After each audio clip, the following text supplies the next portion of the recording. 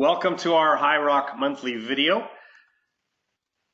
I'm Scott Thomason, and with me today is my colleague and partner and the founder of High Rock, Paul Tepsich, as well as High Rock's certified financial planning professional, Bianca Tomlinson. As you all know, we have three investment models from which we apportion an allocation percent to each client portfolio based specifically on our respective goals, the time horizon required to achieve those goals, and our tolerance for the risk and potential for volatility that we may have to endure in achieving our goals. Our wealth forecasts are intended to capture our long-term goals in a plan that then becomes the basis for our respective investing strategies. We always stress the longer-term outlook for your time horizons, and although we do have to report your portfolio performance through each quarter of the year, we remind you that these reports are simply a snapshot in time, just part of the journey that ultimately takes us to our end goals. Now, a relatively calm July, we did see some better portfolio performance, but as we have done and still do, we caution all of our clients that there may be more financial market volatility to come, like we have been experiencing in the first week of August, and there is definitely some potential for further short-term portfolio value dips before we finish with this economic cycle. We always manage risk first, because why would we want to take more risk than is necessary to reach our goals, and by doing so potentially put those goals in jeopardy? As you know, we focus on the return per unit of risk taken as a key metric in the management of our portfolios. So why do we manage risk first? Well, we know that we have to take risk. Most of our clients, including ourselves, need somewhere between 5 and 6% annual average returns over multiple years before fees and taxes to meet our long-term goals. Now, with inflation eroding purchasing power at about 2 to 2.5% annual pace, obviously we need to be at least better than that. But a risk-free rate of return currently sits at about 1.65%, and that's not even close to matching inflation.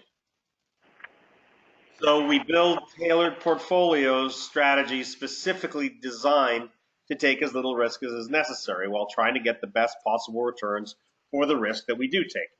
Now, in most cases, our portfolios generate between 2.5% to 3% just in income generation alone on an annual basis from interest and dividends. Most of that comes from our fixed income model, which means that if we're trying to get a 5.5% return, we need to generate another 2.5% to 3% in capital growth or price appreciation, most of which comes from our global equity and tactical models.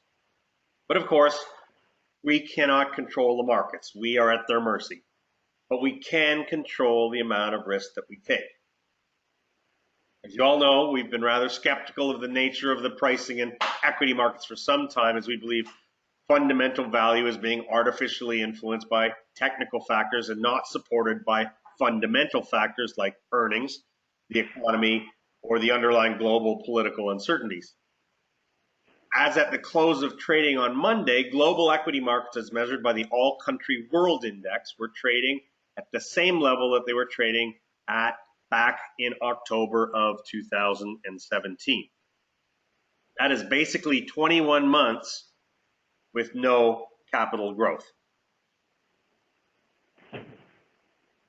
But plenty of risk and volatility. The dividend for owning the All Country World Index ETF is about 2% annually. You sit in almost risk-free cash equivalents and get pretty close to the same yield with little or no risk. Would that not be prudent? And that is why we have been temporarily underinvested in our global equity model and overinvested in high interest security or high interest savings account that funds that pay close to 2%. We mitigated the downside in last December's equity market meltdown, and we also did so last week. Now, we should continue with this strategy until Paul and I are convinced that there is better value for our investing dollars in equity markets, and taking increased risk becomes more appropriate and likely more rewarding. Paul, any comment? No, I totally agree with that there, Scott. I mean, if you look at volatility's up and you've made roughly, what did you say, about 3% over the past almost 2 years in the global equity market with a lot of volatility in between. It doesn't make sense to be taking that type of risk right now near the end of the economic cycle. Exactly. Well, we also own US dollar assets that at times also mitigate risk because the US dollar is a safe haven. Usually in times of crisis and volatility, the US dollar will appreciate relative to the Canadian dollar as investors move to safety. We've seen a little bit of that in the last week. The trend certainly has been to a weaker dollar. Paul, I know you've got some things to say about the Canadian dollar. Yeah, I don't like it. Number one, we do have an election coming in October, as everyone knows, and that may have a bearing on how the Canadian dollar performs going in and coming out of that election. But in general, we've got a host of reasons why we are not bullish on the Canadian economy nor the Canadian dollar. And in our portfolios, most of our client portfolios, we're sitting on roughly 15 to 20% in US dollar exposure. So that is a big position, a portfolio position for us. But it is also a very important risk management tool for us to be long those US dollars. And the reason being, as Scott just said, because when the world goes to hell in a handbasket, like it did yesterday and even today, the US dollar typically improves and other currencies like the Canadian dollar weaken. And that helps our position in our portfolios. So it's a very important risk management tool for us. We also have exposure to Canadian equity markets, mostly small or mid-sized companies. But the TSX has had very little appreciation again since that October 17 date. Paul, you've worked on some great strategy in our tactical model, trying to add more yield. Yeah, I have, and just looking at that TSX chart, the dividend yield in the TSX right now is just a hair over 3% per year. So if you look at that chart, and well, in fact, I can tell you that the TSX over the past 1 year, now that's almost 2 years you're showing, but over the past 1 year, it's only up 3%. So you really only got your dividend yield over the past year. So you think, wow, I'm taking all that equity risk and all I got over the past year is 3%. It's a lot of risk, a lot of potential volatility for only 3%.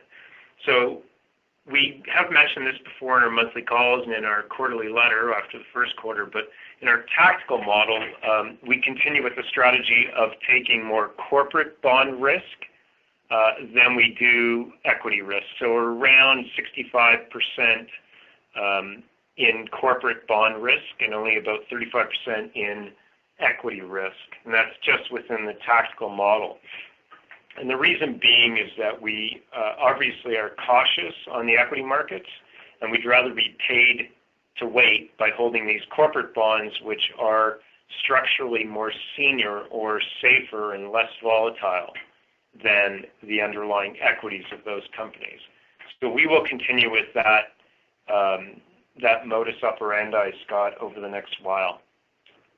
In the tactical model, just continue perhaps with any monthly changes. We did add, having said that we're still 65-35% corporate bond equity weight, we did add 2 small equity positions in the Canadian energy space that we haven't owned Canadian energy equities in around 2 years. So we've been very disciplined on that front. It's been a horrible investing space, Canadian energy. We have owned, and we still do own, some Canadian energy bonds, but we stayed away from the stocks. We have bought them. In one case, it was at an all-time low, and this is with both Canadian and U.S. oil north of $50 a barrel. And don't forget, back in 2015, 2016, it got down to $26 a barrel, and Canadian oil even lower. So the fact that these stocks are at their all-time lows with oil up here tells me they're pretty washed out, and I think it's a very good risk-adjusted return trade, so good risk skew for us to own. We are still trying to buy a couple other corporate bonds in the tactical model, but those are coming in rather slowly as they're listed on the exchange, and there's really just retail sellers. But we'll continue to add to those positions. Excellent. So fixed income, the Canadian bond index has been rising significantly in price. We also get some yield. We are fully invested in our fixed income model. So, Paul, perhaps you can address that a little bit. Sure. In the fixed income model, we across the month we had a couple trades. We mentioned back in June, or on our June call, and we sold a 30-year Bell Canada bond, which is very interest rate sensitive. It had a phenomenal move. I mean, it was up 20% on a total return basis since the beginning of the year. It was quite shocking. But we did sell that. We were talking about redeploying the capital, which we have not done yet, but we will do so, and probably in the front end of the curve. And the other notable trade that we did in fixed income across the month of July was we sold an old 10-year bond. It was probably down to about 7.5 years, and we bought a current 10-year bond. So that gave us more what we would call duration and price impact, especially on this move to higher prices. So we've really benefited from that over the past month. So that worked out to be a really good switch trade, or a good position trade for us. And the last thing in fixed income, we've been doing over the last few months some switch trades in preferred shares, but we've held off on some of that, or adding more of that. So we're a little lighter, marginally lighter in preferred shares, but comfortable with what we own. So those are about the updates in fixed income for now. Excellent. Thank you.